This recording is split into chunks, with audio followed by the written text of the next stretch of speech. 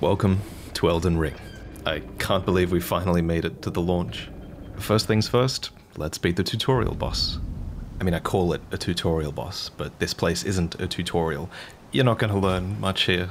I mean, you're going to learn how to die, that's about it. This boss is tough. Plus, the reset for this area, if you want to beat this boss first try, it just takes ages. So, learning his moveset is a hassle, and you need to learn his moveset. So eat your boiled prawns, and get ready.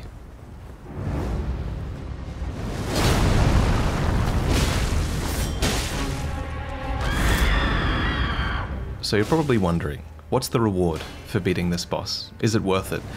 I want to say yes, it is worth it, especially if you want a powerful weapon and a powerful shield for the early game. By watching this video, I think I can help you get them. So every boss has attacks you want to look out for. That was one of them.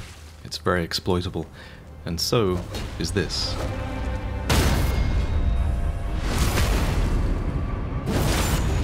If you see that attack winding up, then you'll have plenty of time to mentally prepare for the parry. Although, the parry window is pretty tight, as you can see there.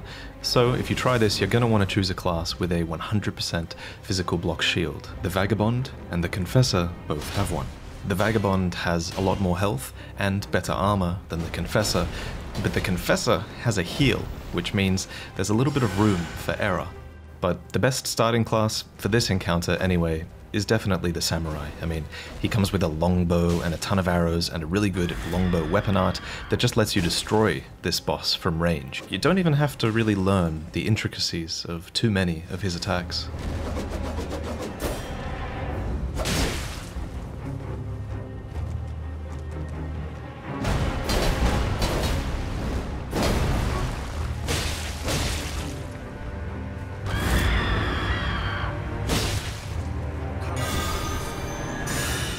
So who is this boss? The Grafted Scion. The name alone is super poetic, and it tells us so much. So, grafting is a horticultural procedure whereby tissues of plants are joined so they can continue their growth together. Now, a scion is a young shoot or a twig of a plant that is specifically chosen for this purpose, so this boss might have been chosen for the purpose of grafting. But a scion also has another double meaning in that a scion is a descendant of a notable family, and based on the weapons this boss is wielding, there's definitely some nobility there. The description of his swords reads, "After falling from grace, the dregs of the golden lineage sought power and purpose in the past." I wonder if the process of grafting was a part of this past, and I assume they're resorting to this depraved act to get their power back. That was a good fight. Man, just the feeling of practicing and overcoming difficulty is so rewarding, and it's absolutely there in Elden Ring. Some bosses are easy, but some you really have to learn everything about them, and that means there's something here for every type of player, I think. These swords should appeal to every player. They only require 14 dexterity and 10 strength. The shield, on the other hand, requires 24. So where do we go now? Well, you walk forward here, and a great crow carries your way. Or not. So I'm skipping ahead here. I've leveled up my character a fair bit, and I've cleared pretty much all of the stuff that was within the fog in the closed network test. It's definitely time to move on from that content. We're headed south.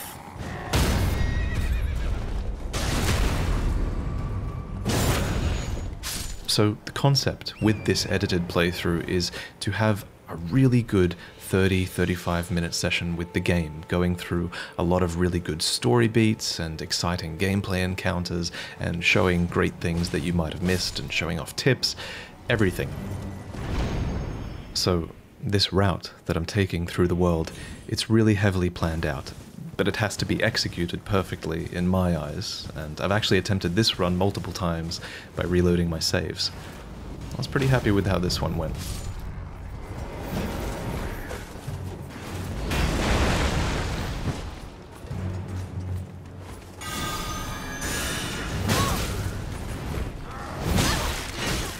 However, just because I plan this out doesn't mean I don't run into trouble. The game is still hard. I will still fail.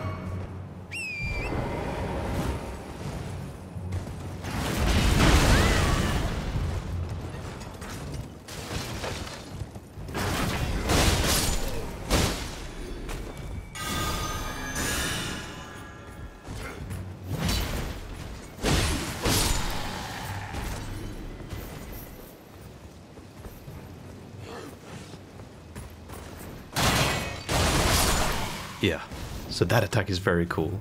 You can only use it when you charge up your attack fully while the swords are buffed though.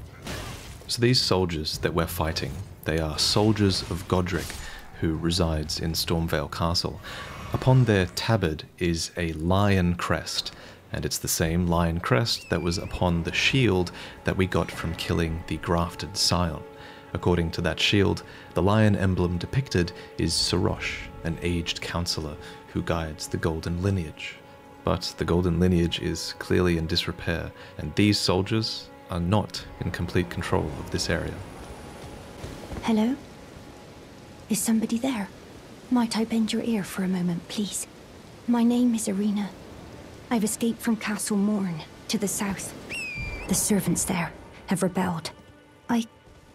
I can't be sure what it is. My eyesight's been weak since birth, you see. But I swear I heard frightful howling from all over. This poor woman was being escorted out of Castle Morne, probably via this carriage that lies destroyed in front of us. My good father secreted me out the castle, but decided himself to stay. He says it's his duty. As commander. We're fighting our way through the dejected remains of Irina's entourage. Right there, their bodies are being savaged by wild dogs, and worse. I fear for father's life. The servants are full wrath, filled with hatred for every one of us. They've since come for every one of the companions I escaped with. They haven't spared a soul. I fear it's no different at Castle Morne.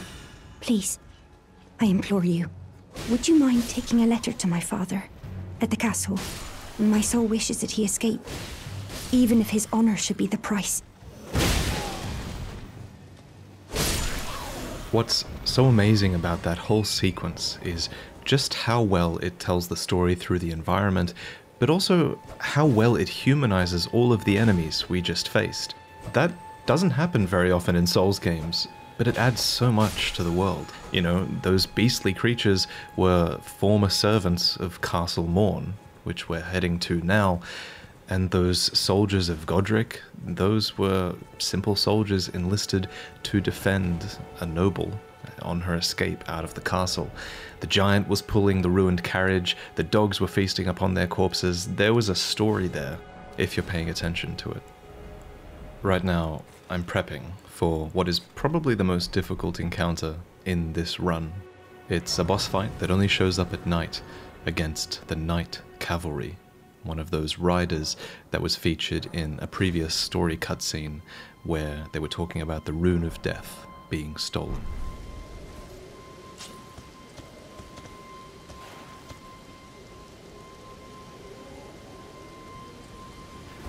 I want that weapon. I want that weapon so bad. It just suits the sort of dark Templar confessor character that I'm going for. So we need every advantage. We need kukri, we need to sneak up on him, we need to use fire weapons, and I'm going to use a flail myself because the flail does bleed damage, and if I can bleed him out, then that will be really good because bleed is a percentage and that's usually better against encounters that you're underleveled for. Also, the flail is just cool as hell, especially when it's imbued with fire.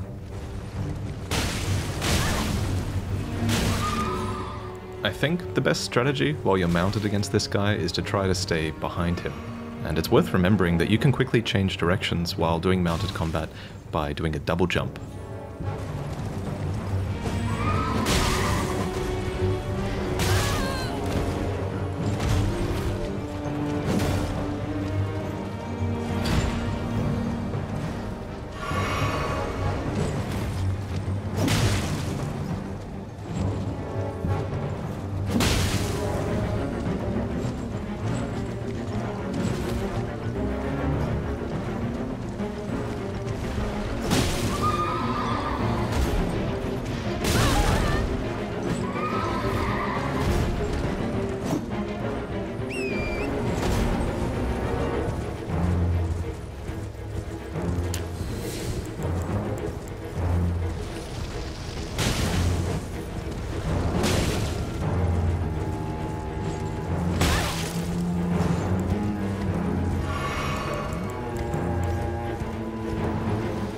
Out of Crimson Flasks.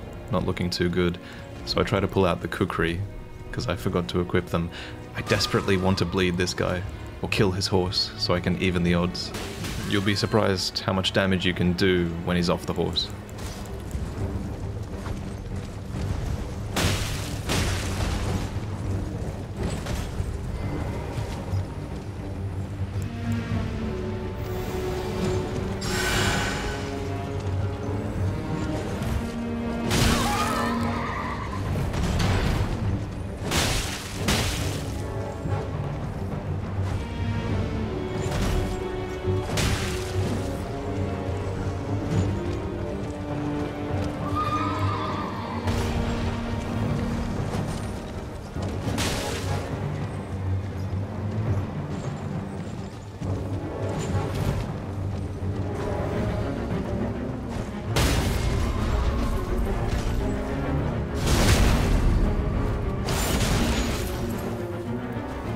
This is where you get your damage in, but I am aware I'm one hit away from death, and if I let this go too long, he does a mounting up attack that does quick AoE damage.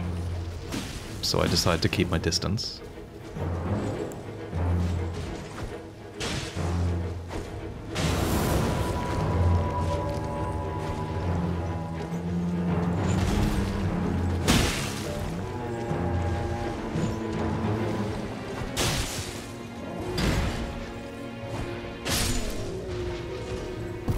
Done. And the rewards from this boss are so good. Barricade Shield, which you'll remember from some of my earlier playthroughs in the network test, and the Night Rider's Flail. 24 dex requirement.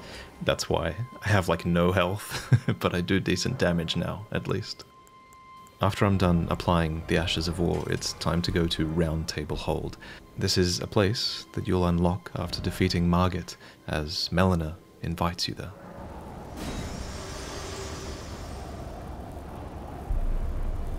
Forgive me. I've been testing you to see whether or not grace truly does guide you, and whether you are fit to face the challenge that entails. It seems my worries were unfounded. Torrent had your measure from the very start, whereas I merely pretended. There is but one other thing I can do to offer you guidance. I can take you to the Roundtable Hold, gathering place of tarnished champions, guided by grace. Oh, this is a rare occasion. I can't remember the last time a new tarnished made their way to the Round Table. Very well. As your senior, I bid you welcome. It is safe here. You may let down your guard. Allow me a word of advice. As your senior, you are a mere visitor to the Round Table. Nothing more. A house guest. Yet to earn their keep. Remember your place, newcomer. Nice to have this dialogue play as we go deeper into the Roundtable Hold with our stone sword keys. The senior has more to say later on. Oh. Are you aggrieved at the notion you are but a visitant here? Then you would do well to remember the first words of grace given to you. Stand before the Elden Ring and become the Elden Lord. If those words held any meaning to you, follow the guidance of grace. Lay low the shard bearers and claim for yourself a great rune. Do so, and the doors to the Round Table's inner chamber will open, and you will receive the wisdom of the Two Fingers. Once the wisdom of the Two Fingers becomes your own, I'll impart to you a proper welcome as a true member of the Round Table. Oh, I see you've just arrived. Welcome to the Roundtable Hold. I'm Corin, a man of the cloth. I teach incantations, the strength granted us by the Two Fingers, and explore the secrets of the Golden Order, so that one day, if a tarnished of the Roundtable Hold should become Elden Lord, I might counsel them, ensuring order regains its proper form, righting rule over men. By the way, Do you still see it? The guidance of grace. You do? Wonderful news. Most tarnished are blind to it these days. You are something of a rare breed. Well, what do you say? Care to learn an incantation of the two fingers? That is a work of heresy. Its incantations bear no lineage from the Erd Tree. Very well. I'll take it off your hands. Darkness is a spell that we'll use a little bit later on. It's an incantation of the Two Fingers servants, who once served as the assassins of the Roundtable Hold. May the Golden Order shine through you. These assassins were themselves once tarnished, who had strayed from guidance, and they pursued their duty in the darkness that is without grace. Maybe this played a part in our exile. You're a new face. No matter, it's all the same. Lay out your arms. Let's get smithing. I see you've noticed the chains. Nothing special. I'm a prisoner and these are my chains. I'm trapped by the hold. I'm dying, smithing for you fools. I love the atmosphere in this place. The Roundtable Hold itself almost feels like a character. By way of example, the blacksmith just claimed that the Roundtable Hold itself chains him. Greetings, great champion called by grace. I am Fia. Circumstances have compelled my stay at the Roundtable Hold. Great champion, would you allow me to hold you? But briefly, perhaps you might share with me some of your lively vigor and your stout-heartedness. Doing so will grant me the warmth of a champion, and you, I am sure, will bear a Baldakin's blessing. So that's Fia, the deathbed companion that was mentioned in the opening cinematic. She's one of the famous Tarnished, and I wonder what's making her stay at the Roundtable Hold. One thing to bear in mind is that I haven't played that much of the game yet. I don't have the answers. I've had access for a couple of days, and in that time I've made sure to only really comb through the early areas as much as I can. As of the time of recording, Elden Ring is about to release in an hour, but reviewers have had the game for a while, and man, the response is insane. A lot of Metacritic sites are having it hailed as one of the best games of all time, if not the best by a lot of their metrics. From the biggest details to the smallest, like that forest watchtower shooting a demi-human, they've just done such an amazing job at crafting unique encounters to cram into this world, and it might well be a masterpiece. I know I'm always pretty positive on From Software stuff, but it's just a privilege to be able to talk about this and bring it to you all.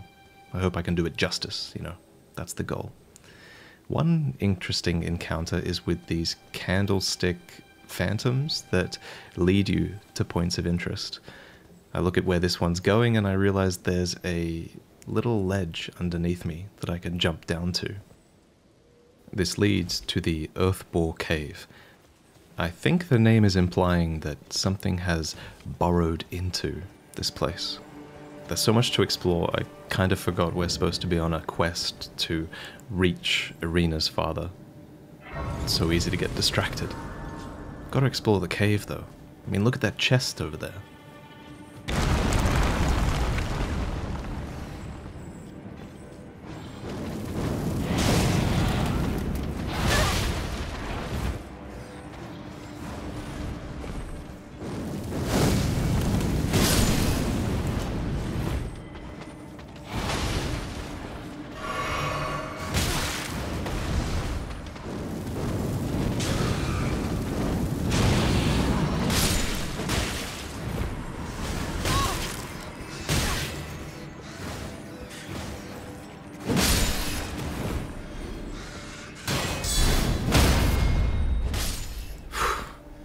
Nice of those two rats behind me not to join in.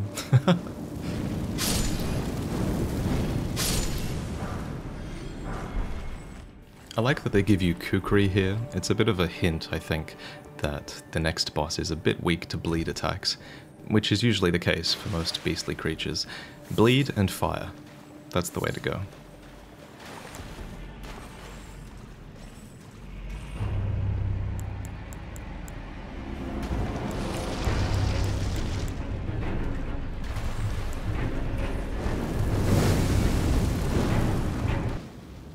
for some reason, he doesn't aggro here. I take this chance to get my sleep potions ready. I didn't realize they need FP to throw. Sleep has been nerfed a lot since the network test, but it's still pretty good against the bear, although they do need to stand in that cloud for it to take effect.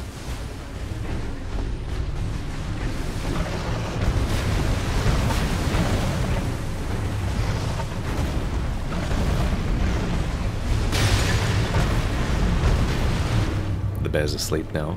I decided to do a charged R2 attack here, because with a lot of bosses you can do a charged R2 attack and still get the critical afterwards. Not with this boss though, apparently.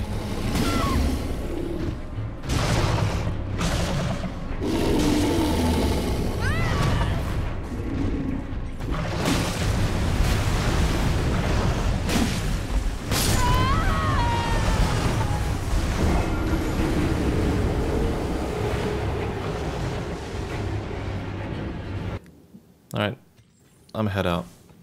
It's a bit of a bore, that cave. So, again, as of the recording of this video, it's now 2 AM here and Elden Ring has officially launched.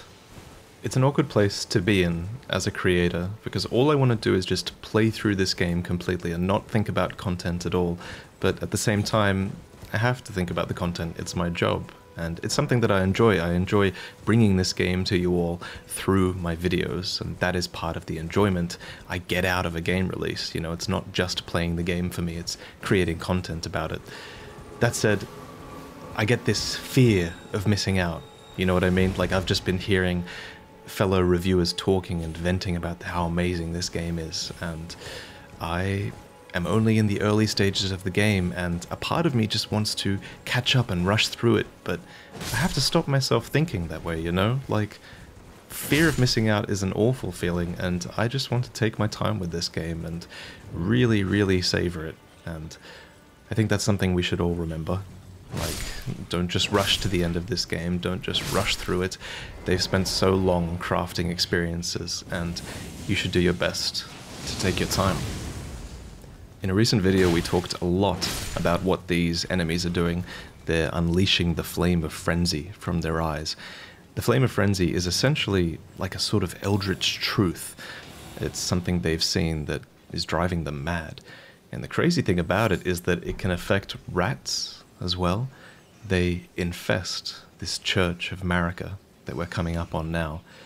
And this is actually where you get the flame of frenzy spell.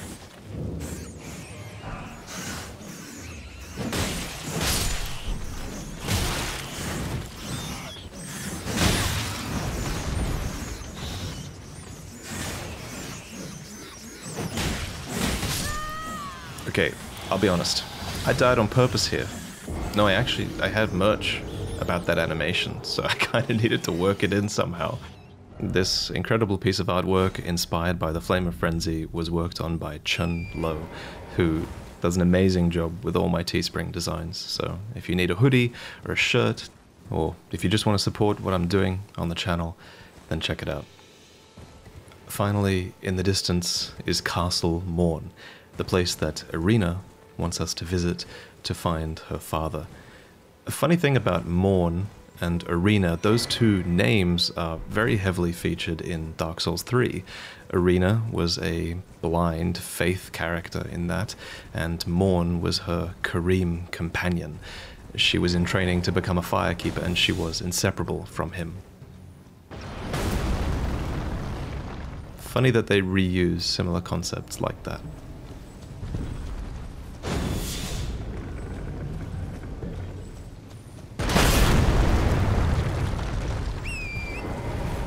Interesting that there's a smoldering giant here. You have to start piecing together all of the allegiances of different enemies in this game, and right now I'm starting to think those giants are on the side of Godric. They are fighting to defend Castle Morne, and the warden of Castle Morne was appointed by Godric. Although Castle Morne has been lost, or at least it's in the process of being lost, as you'll see. You'll recall back at Irina, whose carriage was destroyed by the ex-servants of Morne Castle, Those creatures were so beastly, and you have to wonder if a transformation has taken place. Although, considering the demi-humans, maybe this is just a race of beings that is abused or taken advantage of. And like the demi-humans, they're probably tired of it.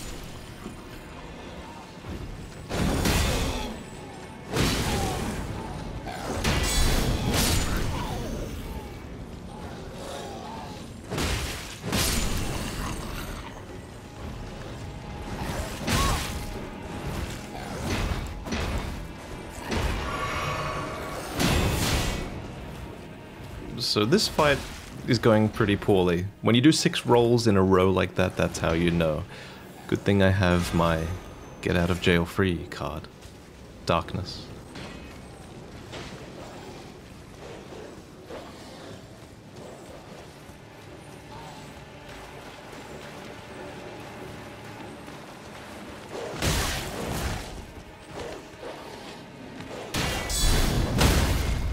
That guard counter comes out fast on the flail. Every weapon has a different guard counter animation. You want something that comes out quickly, and you want something that does a sort of horizontal sweep, in my experience. God, the flail and barricade shield are just a deadly combo. You take like no damage while blocking, you do a quick guard counter to follow up, and you get the flail and the Ash of War from the same boss, which is cool. That said, I'm the kind of person who has trouble sticking to one weapon. This game just throws so many incredible options at you. How are you supposed to stick to just one? But I think I'm gonna make that a bit of a staple of this series if it continues. I think I'm gonna make a different build every time and just show off a different way to play and where to get the key items for different builds.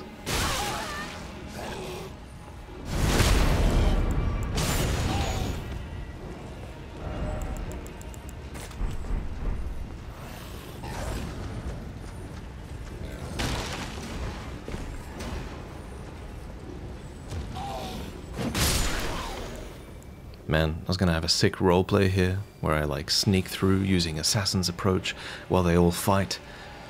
That arrow in my head's kind of ruining the seriousness of this scene. Oh, it's gone. I love that the enemies are fighting each other. There's just so much drama going on in this sequence of exploring the castle.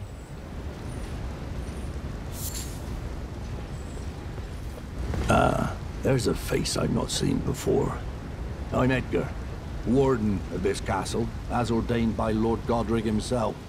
So you can see how things have turned out. The menials have all rebelled. They gave me good service, or so I thought.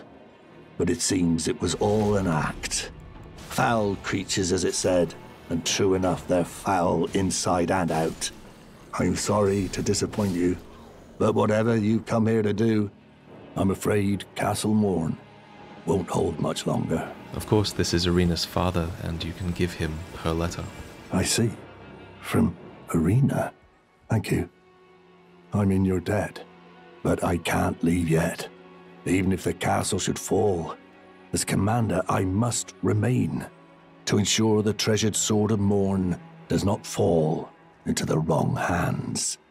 The legendary sword of Castle Morne is the Grafted Blade Greatsword. This storied sword is a revenger's weapon.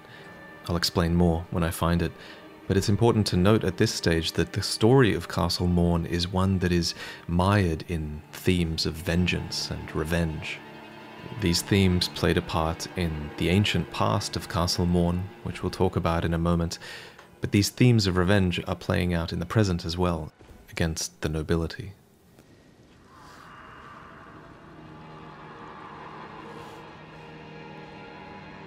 Fascinating that that noble is more afraid of being eaten and the disgrace that that would cause him than he is of death itself. Maybe death isn't as big of a thing in the lands between, or maybe nobility and being noble is really important.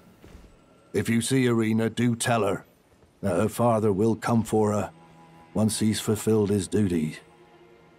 According to some lore that is written upon great swords that are outside Castle Morne, long ago this place was under siege, and in this siege, a lone hero fought for his vengeance, only to fall at the hand of Lord Godfrey. Again, this reinforces the vengeance theme that is all over that legendary sword that we mentioned earlier. Honestly, I'm kind of going out of my way to use the darkness spell and make it seem useful, but in reality, I'm a bit doubtful about this one.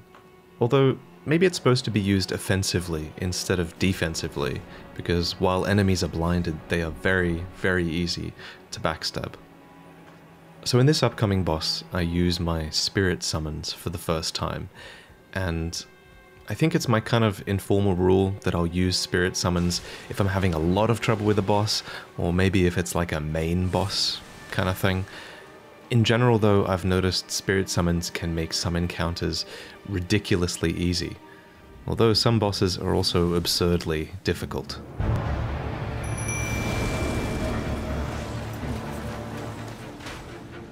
This boss isn't that bad, by the way.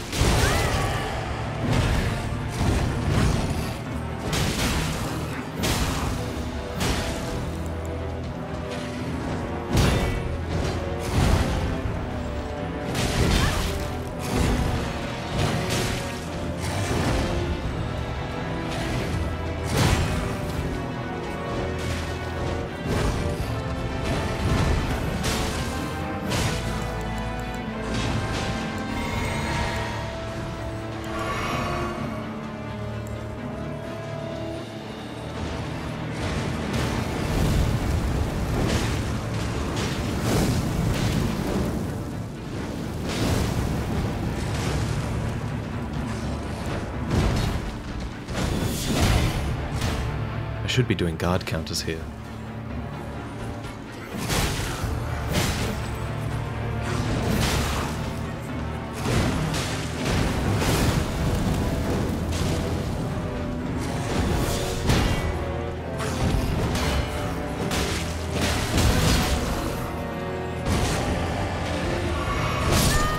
I should probably also level Vigor. Yeah.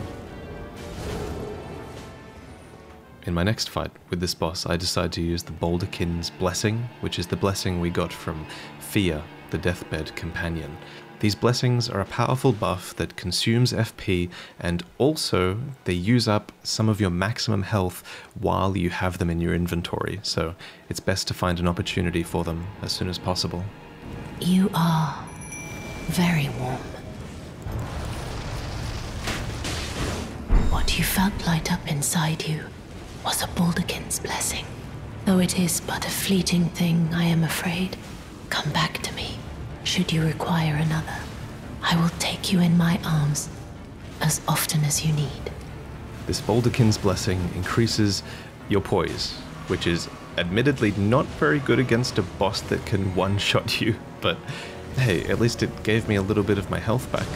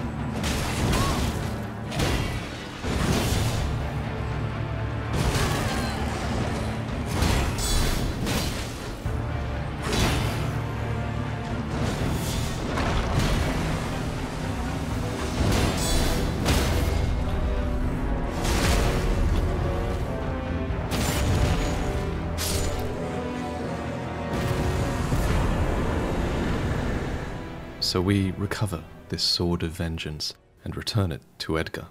I'm in your debt for keeping the sword from those fallen creatures. I'm no longer bound by duty. Once I've rescued Irina, I will spend my remaining days with her. Irina? How could this be? My daughter deserved better. The fault lies with me. I chose duty over my daughter's safety. And that is how fate has answered. I'll find them. The foul wretches responsible for this. I'll hunt them down and exterminate every last one of them. Rest assured, Arena, it will be done. And so, the cycle of vengeance continues. Thank you for watching this very long video. Leave a like if you enjoyed it. Consider getting the merch that I mentioned earlier. And I'm so excited that everyone can play the game now and have adventures that are just like this one.